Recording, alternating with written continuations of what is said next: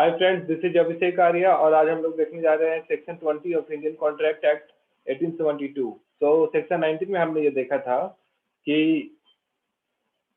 कोई भी कॉन्ट्रैक्ट जो है वो वॉइडेबल किस सर्कमस्टेंसेज में हो सकता है। और ये हमने देखा था कि अगर एक पार्टी का कंसेंट किसी फ्रॉड, मिसरिप्रेजेंटेशन या कोर्सन की वजह से लिया गया है उस एग्रीमेंट के लिए, तो वो जो एग्रीमेंट है वो वॉइडेबल होगा at the option of that party. Section 20 में हम लोग देखेंगे कि कोई एग्रीमेंट वाइड कब होगा, मीन्स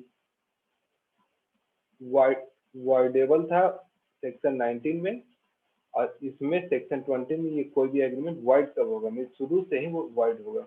ये किसी पार्टी के ऑप्शन पे वाइड नहीं होगा, ये शुरुआत से ही ये एग्रीमेंट वाइड होगा। ओके, तो देखते हैं कि कहता है कि किसी एग्रीमेंट में जो दोनों पार्टी है, बोथ दी पार्टी, अगर वो एक मिस्टेक के अंडर में, दोनों पार्टी किस चीज के मिस्टेक में, तो एक मैटर ऑफ फैक्ट के लिए, और वो ऐसा मैटर ऑफ फैक्ट जो कि इसेंशियल है उस एग्रीमेंट के लिए, तो इस केस में इस एग्रीमेंट को वॉइड कहा जाएगा।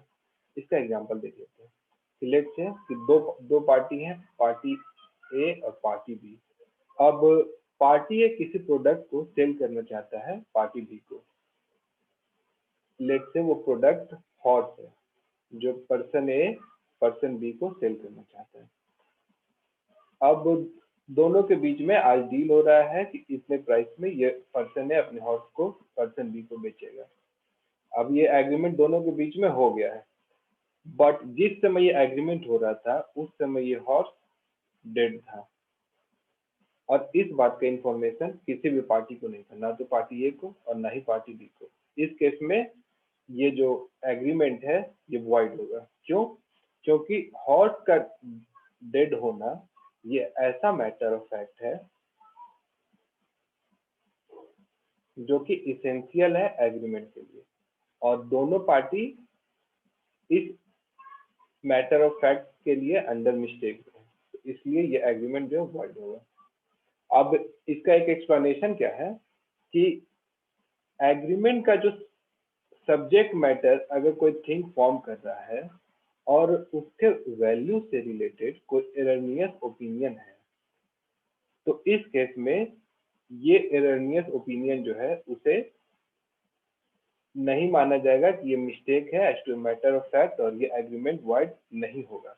जैसे कि अगर ये हॉर्स जो है जो पर्सन ए पर्सन बी को बेचना चाह रहा था, ये हॉर्स डेड नहीं होता, जिंदा होता। अब इसकी वैल्यू है मार्केट की $100, लेकिन दोनों, ना पार्टी ए को पता है इसकी मार्केट वैल्यू और ना ही पार्टी बी को पता है, और इसकी जो वैल्यू लगती है डील की, एग्रीमेंट की, वो $70 की। Means person A person B को ये हॉर्स $70 में बेच देता है। तो अब पर्सन ए ये क्लेम नहीं कर सकता है कि इसकी मार्केट वैल्यू $100 थी और मैंने $70 में ही बेच दिया, तो ये एग्रीमेंट जो है ये शुरू से ही वॉइड था। ओके,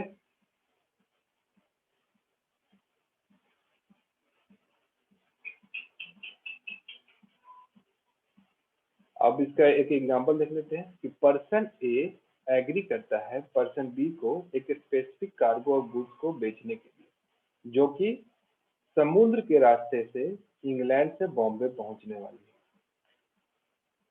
और लेट से आज के दिन दोनों के बीच में ये डील हो रहा है, लेकिन बाद में पता चलता है कि जिस दिन दोनों का बार्गेनिंग हो रहा था उससे पहले ही वो शिप जो उस कार्गो को लेकर के आ रही थी वो कास्ट अवे हो गई थी, मीन्स डूब गई थी, और उसके जितने भी गुड्स थे वो लॉस्ट हो गए थे।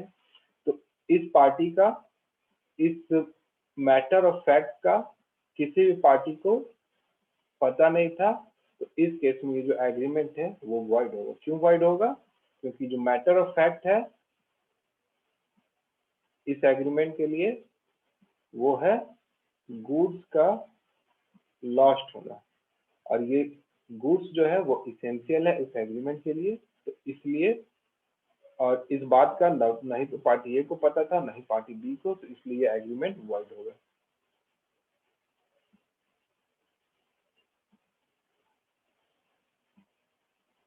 ये एग्जांपल है जो हॉर्स वाला भी हमने देखा था। नेक्स्ट देखते हैं। लेट्स से कि एक पर्सन ए है जो कि इंटाइटल्ड है एक ई स्टेट के लिए। कब? जब तक बी जिंदा है। तो अब पर्सन इस ई स्टेट को पर्सन सी को बेचने चाहता है और एग्री कर देता है कि मैं तुम्हें बेचूंगा। बट जिस समय दोनों के बीच में एग्रीमेंट हुआ, पर्सन बी डेड था और दोनों पार्टी को इस बात का पता नहीं था, तो इस केस में ये एग्रीमेंट वॉइड होगा। Thank you.